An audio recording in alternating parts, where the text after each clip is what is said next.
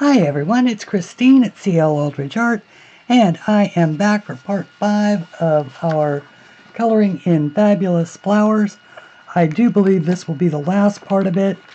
I don't know that we'll actually finish it, but I will certainly finish it, but it'll be the last bit that I haven't shown you, which is how to color the gold.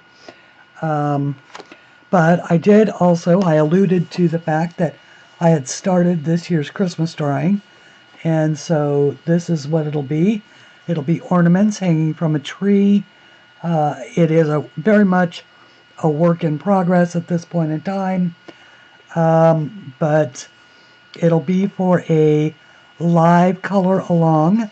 The drawing will be free, and it'll be for a live color along on Wednesday, December 15th, in my group, C.L. Aldridge's Coloring in Bloom Coloring Club, and I will put a link in below if any of you would like to come and join us. I will also be putting it, if you don't want to join the group but want to do the color along anyway, I will also be putting a copy of this in the album on my artist page, which is CLAldridgeArt on Facebook. Once again, nowhere near finished, but I've at least made a beginning. And how is everyone tonight? For me, this is a continuation of, because I'm filming this immediately after I finished part 4. So,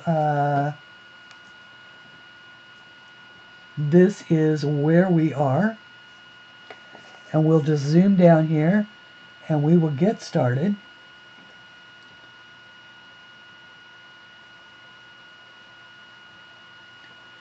And as you can see, the focus just got better and better and better, because apparently I had forgotten to change it from the last time. Okay, so these are the Prismacolors that I used to make all of the gold in this so far. And these are, in order of lightness, the Canary Yellow, excuse me, which is number 916. The Goldenrod, which is number 1034. The Sienna Brown, which is number 945, and the Dark Brown, which is number 946. So what I do is I start with the Sienna Brown, and I just basically do the edges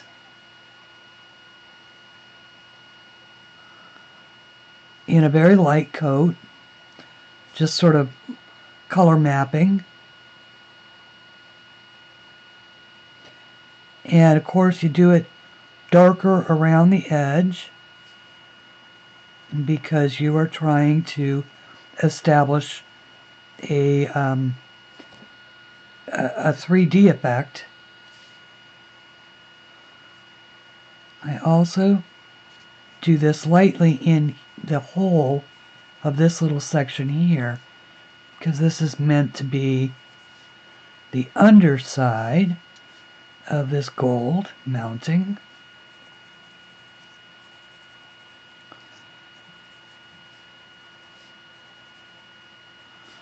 Just lightly going around. Darken it up later.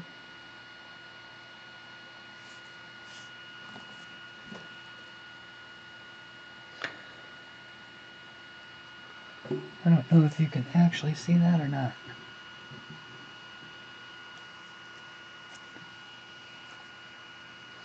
You can now. So how is everyone tonight? Are you doing good? I'm doing good.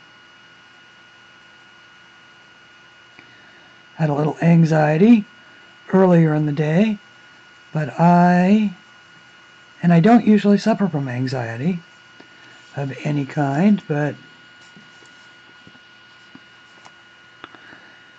it had also been a little bit since I had actually colored, and I was trying to get some work done.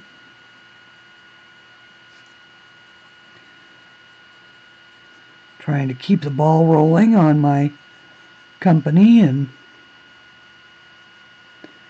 make sure that new people who haven't seen what I draw get a chance to learn about my books.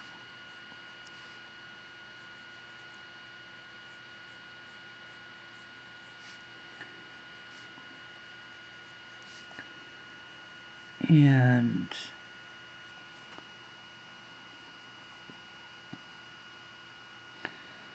I admit I have not been paying much attention to current events of the last couple days, so hopefully nothing monumental has happened.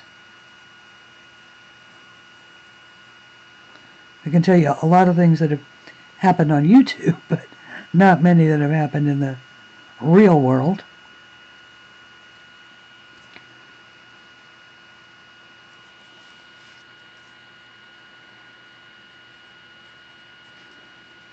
And I missed May's stream this morning because I was sleeping like a baby at 6 a.m., which is when it comes on Tuesdays. Which was a good thing. It meant I got up at 9, which was a decent hour. An hour that human beings are supposed to get up. And I had a nice treat today. My neighbor across the street, who hasn't checked in, we haven't talked for a few months now, but he messaged me this morning, and so we got a chance to catch up. He's been studying for his real estate license, and since I used to be an escrow officer,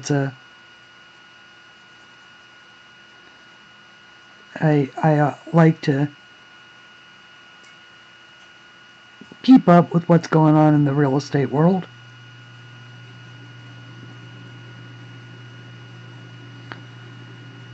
And so everybody over there is working hard and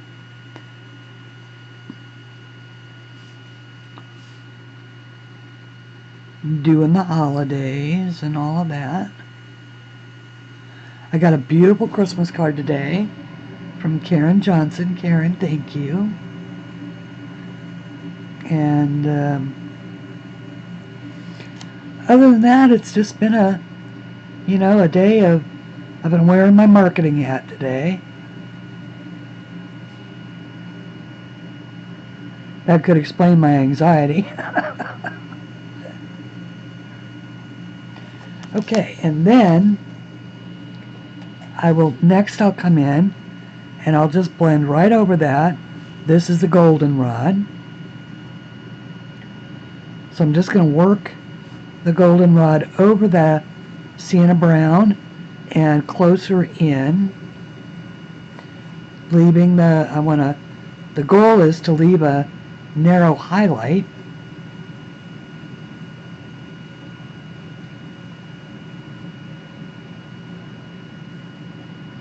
Because golds are such a beautiful, rich color, I think that's one of the reasons why I like gold so much.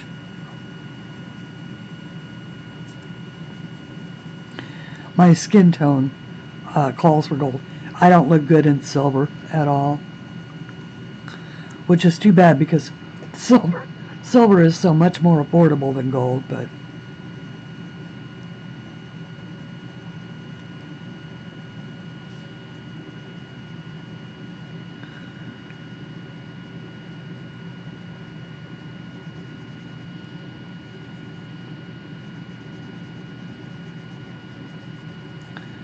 I'd been talking in another video about my, I had mentioned that my mother had two sisters, and now in my life, if you listen to my stories, you know that by now I have probably seen one I got to meet in person, the other one I never did meet, but I've seen pictures of her, and man, I'll tell you what, talk about a family resemblance. Now, I look like my dad's side of the family. As a matter of fact, if you take a picture of my grandmother at any age and lay it next to mine at the same age, you can hardly tell a difference. I mean, other than the hair styles of the day kind of thing. But I have her coloring. I have her color hair. She had auburn hair. I have auburn hair. My dad had auburn hair.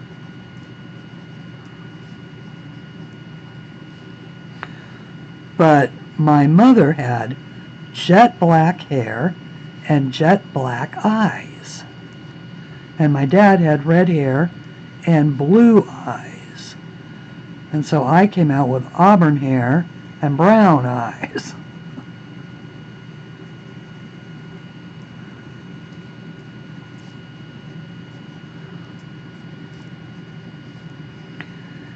But whatever their gene pool was, it ran strong in those girls because they all three looked alike. And it was I mentioned in the video that I met my mother's youngest sister. She was younger than my mom by some, I think, 8 years, 6 or 8 years, something like that.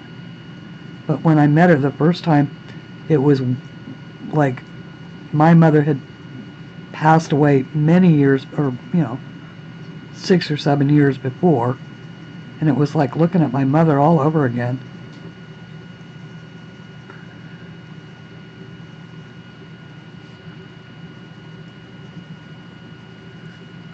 See how you just work it slowly, and work it in.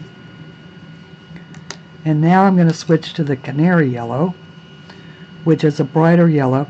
And I'm just going to go in right in here in the highlight, just so I don't lose that highlight.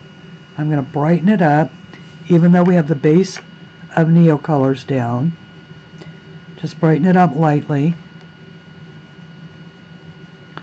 And you're really just laying down a layer of wax so that if you do work the dark in too much, you can erase it right off of the lighter yellow.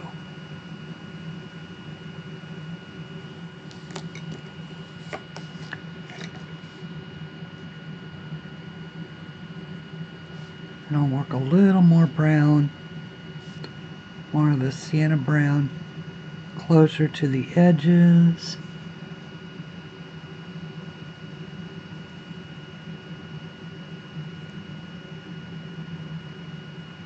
I think I might need to sharpen my sienna brown just a tad.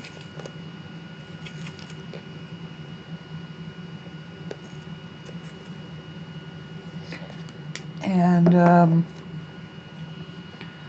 so what else has been going on? I've watched, over the weekend I caught a fair number of streams. And, oh, I know what I wanted to talk about. One of the things I wanted to talk about. I watched the Art Sherpa. I really like her, even though I don't paint, and most of the art that she does is painting. She does occasionally do watercolor, but mostly she does acrylic work. But I still enjoy watching her for two reasons. One, because you really do sort of learn a lot about color mixing. and color palettes from watching a painter. And the other reason is the way she talks about art. There are a couple people that I really admire like that. One of them is Peter. His channel is Peter Draws, but I don't. His name is I want to call him Daglish, but I don't think that's right. I think Peter Daglish is an actor, but his channel is Peter Draws, and that's of course who he is on Facebook as well. And he did a video with a long time ago, which was really what inspired me to draw the kind of art that I draw. It was a very precision drawing. He drew it. He used a lot of precision tools, and it was just fascinating to watch him. But he's another one that talks about art in a way that just really resonates for me. But at any rate, the Art Sherpa does a thing called the Big Art Quest. And she teaches painting. She teaches you for free, by the way. You get to live stream with her, and which is just amazing. But YouTube and ColorTube and all of that, all of these folks sharing their skills for free is really just an amazing resource for all of us. But a few months ago, she started a painting, and it was what in the Big Art Quest is called a three hoot painting, which meant it was somewhat difficult. Would be difficult for the students to learn, and in many ways has proved difficult even for the master, who is the teacher. And it was she felt she just couldn't get the. It was what it was she was painting a selkie, or we would call it a silkie, which is the sort of sea creature that mostly you hear about a silkie in Scotland. They're seals, and when they're on land, they're silkies. And supposedly they turn into people and can walk on land. And the reference photo that she chose for it was just beautiful. But when she got to a couple of parts of it, they just fought her. She just, she felt like she'd gotten into painter's trouble, and just couldn't quite get the hang of the skin tone, or the way that the silky was supposed to look, or a couple of other things. But because of that, she found it very difficult to work on it, and left that lesson somewhat unfinished, along with the beautiful painting, which sat there untouched for quite some time. And it wasn't until her husband and she, he, really encouraged her to take up the challenge of trying to finish that painting, because simultaneously, when something like that happens, it can throw an artist into a slump. When you have a painting or a drawing or something, I mean, you can only rely on your technical skills for so long. If your imagination for it, or if your heart for it doesn't kick in, then it just becomes an effort and not a joy. And she was trying to find the joy and couldn't find it. And it's from, her name is Cinnamon Cooney.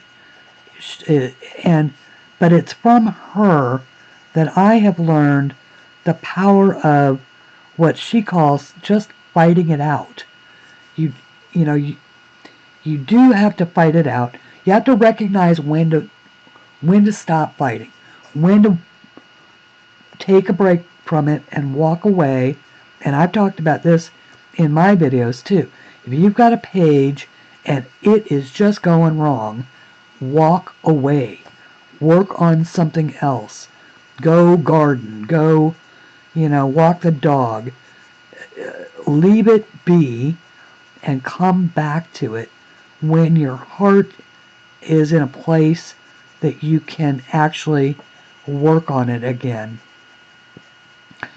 And I had been waiting for her to come back to this painting. And she'd done a lot of other things in between, but I'd been watching.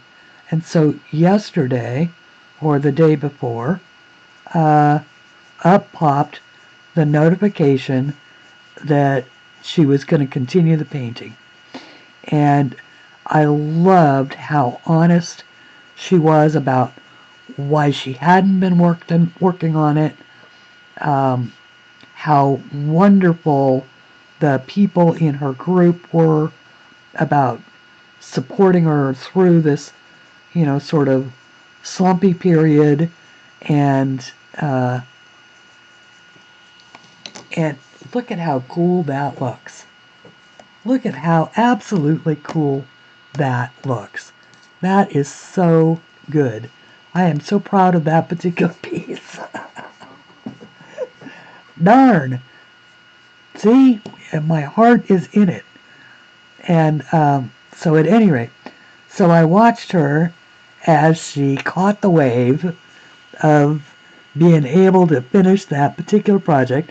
She did it in 2 parts, and they posted, or 3 parts, and they posted one right after the other, that she did the final finish, and it turned out absolutely beautifully, as I knew it would. But it really, it was a great reminder of, I'm just adding a little bit of dark brown around the very edges.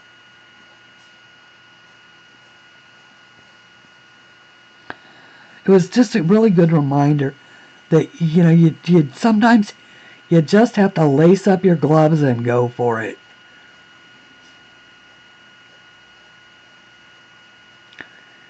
And she started, since it was the face and the skin tone that was giving her trouble, she started back with the water, adding some highlights to the water, and and then worked on the seal, and then worked on the dress, and then slowly but surely worked her way back to the things that had given her such grief in the first place.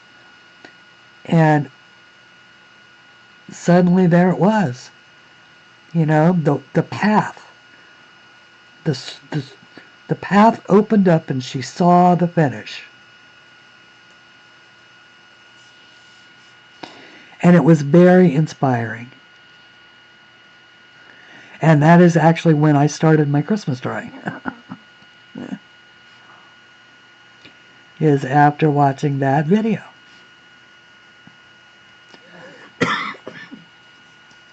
Excuse me.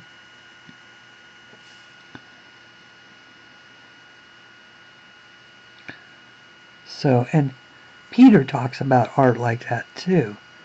The space, when you are, as a colorist, when you are selecting your colors and you are, you know, you're deciding where the folds of the dress are and where the curve is, and you know what the highlight is going to be, and what skin tone she has, and you know, this, that, and the other thing. There's just so many decisions to be made. Okay, now I'm going to go to the bars and just do the same thing. I am just going to lay in a little bit of the dark sienna on both sides.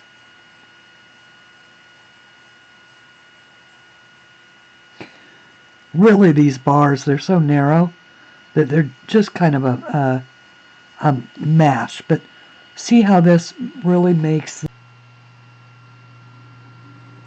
But see how it makes the... I don't know if you can really tell over here. It gives the bars dimensionality, like they actually pop up off the page. One of the things that I'm noticing is that there seems to be a great deal of color distortion.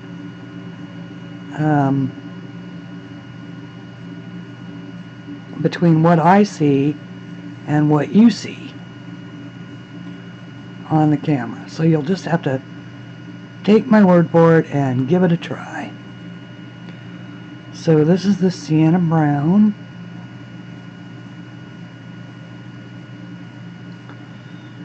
Just work that fairly like a medium pressure.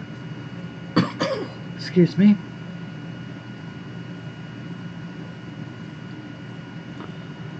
I also haven't talked for several days out loud, so that's also part of what's going on. I need to remember to do that. I should sing to myself. I end up watching YouTube or too much television, and so I talk all the time, but I realize that I'm talking in my head and talking with my fingers as I type.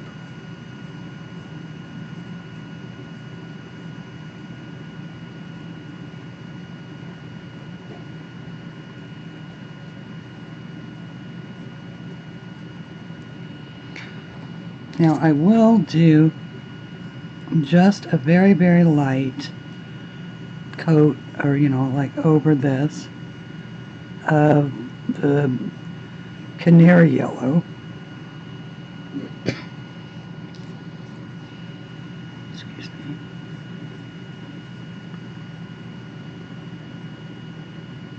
Oh, I realize that should probably back off one. Didn't mean to get off the... See if I can get that whole thing in there. And now this is the goldenrod.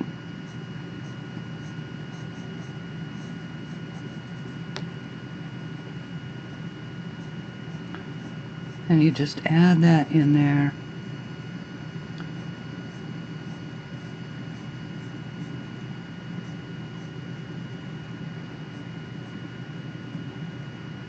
And the goldenrod on top of that canary yellow, it's still, the canary yellow still shows through.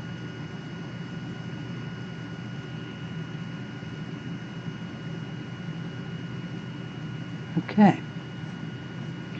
So just like that, gold bars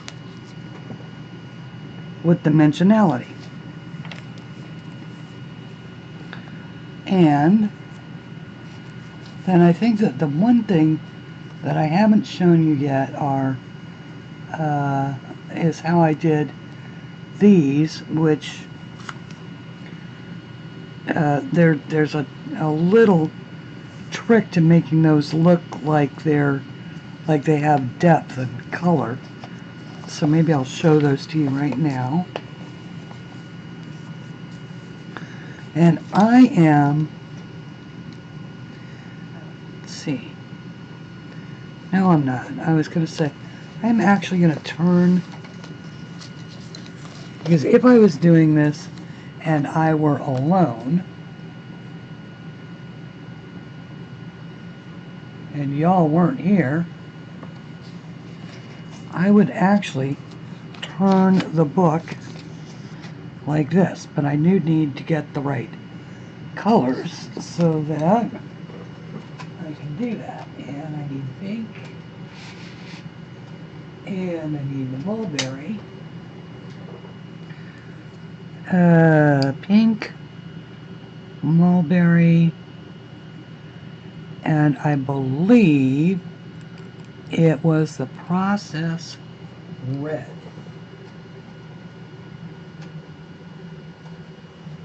Indeed it was. So these are the three colors that I used for those. 994 is the processed red, 995 is the mulberry, and 929 is the pink. And so I'd started up here. Now, when I based this, these are purple and these are pink. Now, I originally did that thinking that I would make this outer layer the pink stones and the inner layer the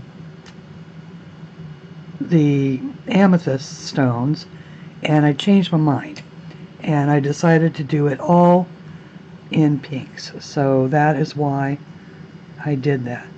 Now this is a fairly firm pressure that I'm doing just in the corners with the mulberry.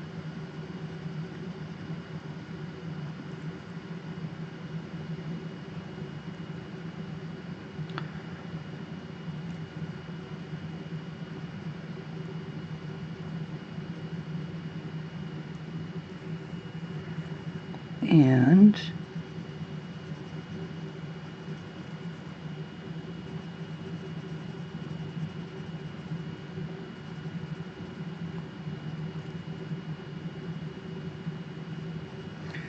okay, then I take the process red, just sort of go over that a tiny bit and work it down just a little bit. Now this I am doing fairly lightly. I'm just blending it.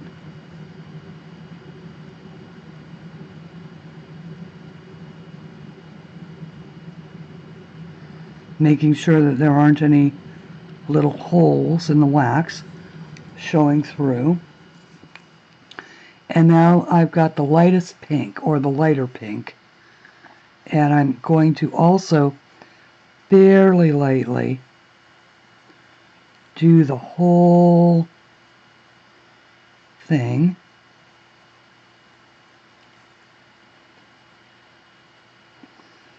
Working the color all the way down to the bottom.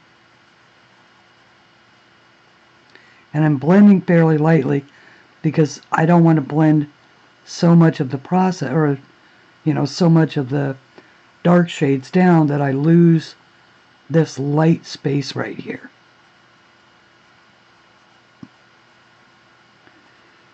I just want to blend it smooth. So now I'll do the next batch.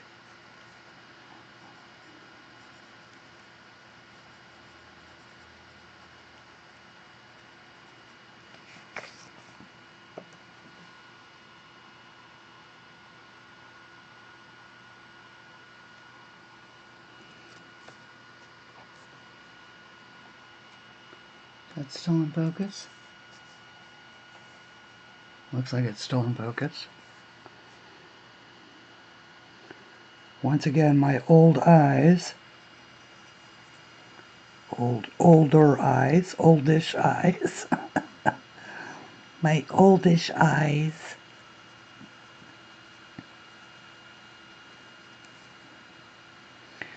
My oldest eyes to go with my graying hair.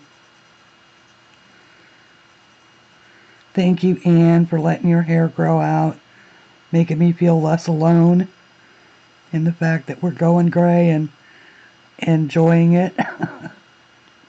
Actually, my grandmother, the one on my maternal side, the one that I look like, had snow white hair, and that appears to be what is happening to mine.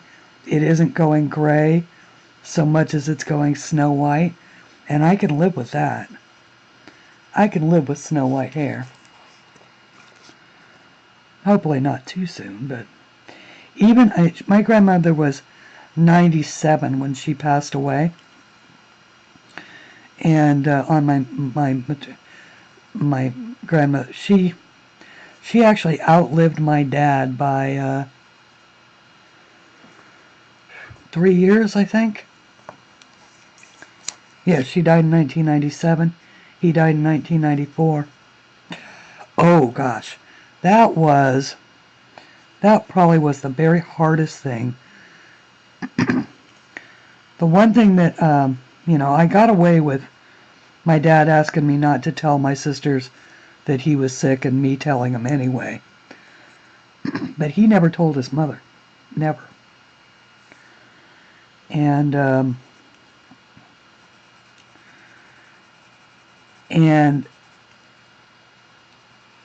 because my grandmother she was 94, and because of the kind of human being that she was, she would have probably died before him of the anxiety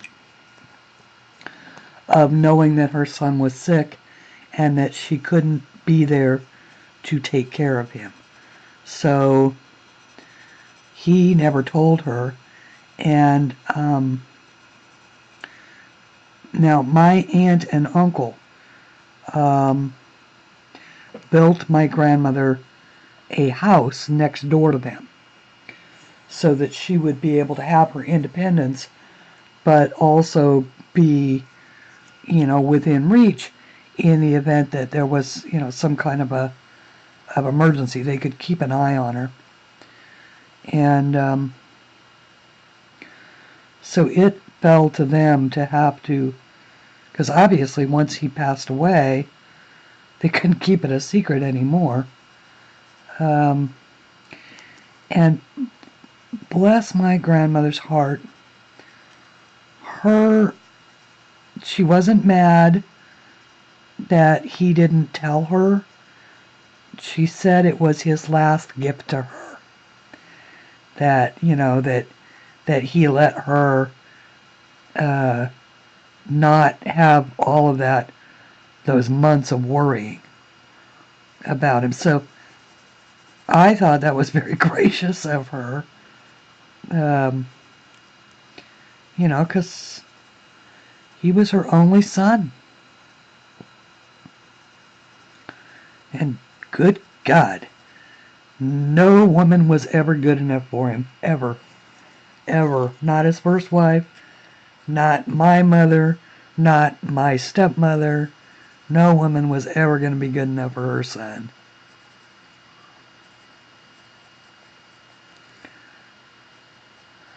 So moms out there, give your daughters-in-law a break. You know how you felt, right? Don't do that to your sons. Don't make them choose between their wives and you. If they're good men, you won't like the choice they make.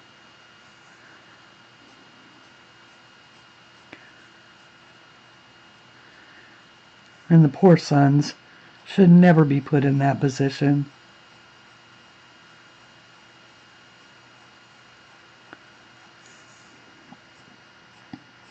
But at any rate, my grandmother's snow white hair.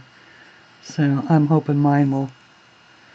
Even up to the day she died, there were still strands of auburn in her hair.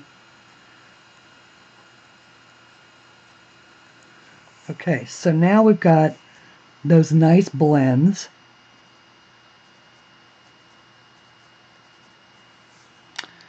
And now we're going to take the dark, again, the mulberry, and just sort of darken up those spaces inside, but we're also up at the tips, but we're also going to take it along these two edges. That one and that one. And what that does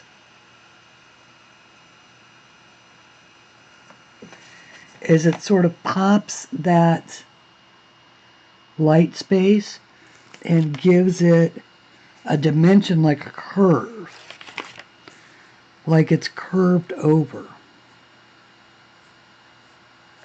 Oops, sorry about the shadow.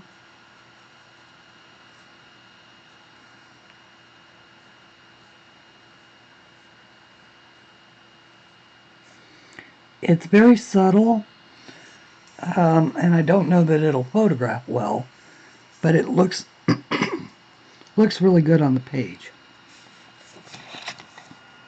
Sorry, I'm running into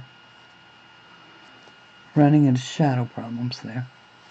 See if I can stop that from happening by getting my hand out of the way. Oops, sorry.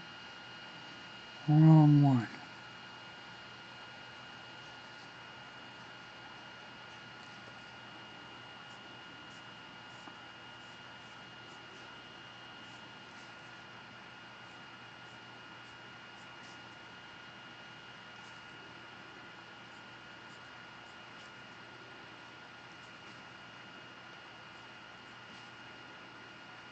Okay.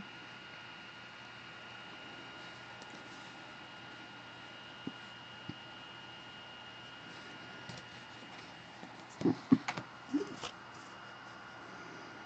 was just sitting here thinking about what I'm going to do if I'm rapidly running out of the people in my life here to talk about.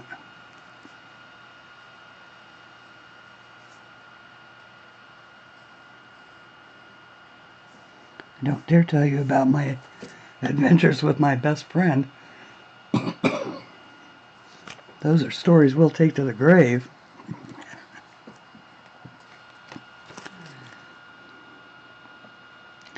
You know what I mean, Jelly Bean.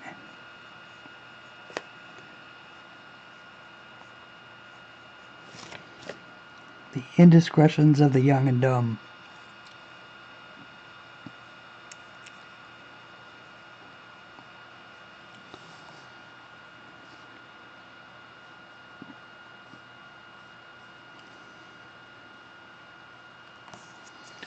Okay, so that is how that works.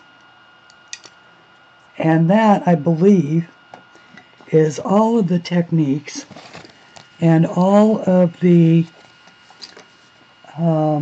methods that you might want to use if you want to color a piece like this.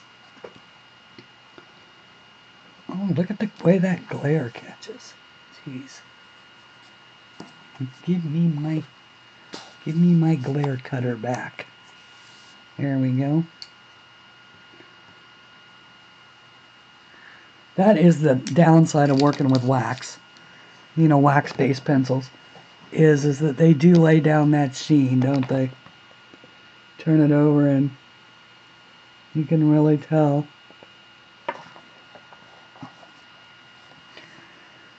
But now I can't decide if we need what I should do with the white. And whether or not I should leave it white, or whether or not I should make it a color, or what the deal is with that. See, we can let the autofocus do its thing there for a second. You know, these spaces here, and I don't know, but I think that the next time that you see this, that it will be finished, and I will post it to Instagram.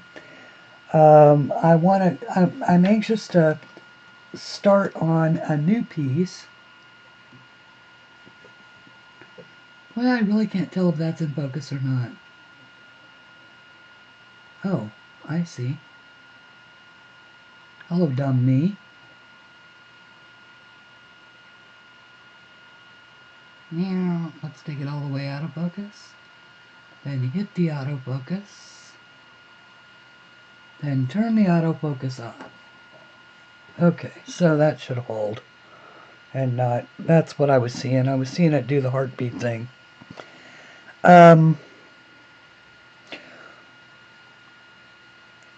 What I wanted to say was, because I'm anxious to start a new drawing as well, and use some of my new toys and new colors in my Prismacolor set, and in the new the Cobra set that I got, and to go with now I've got the Black Widows and the Cobras, and I'm gonna get the Scorpions hopefully one day soon. I did do I got my survey income, which is for those of you who do those surveys where you actually get paid in points. I do a couple of those every morning with my cup of coffee, and if you do them, the points add up and you can exchange them for gift cards. And so that's usually how I buy my art supplies, and I usually earn a $5 gift card every 2 or 3 weeks. Just having a cup of coffee and sharpening my mind for the day. And I've got it built up to $21. So I may get to order an art supply for myself, and that'll be nice. But I really want to play with some of these new colors that are in the Prismacolor set. And of course I also want to play with the Derwent Inktense again, because that's always a popular one, and I'm kind of eyeing this for the Inktense. I don't know. We shall see. But there'll be lots of coloring to come, and I may color in. I don't know. I was going to say I may color on camera in a book that I didn't draw.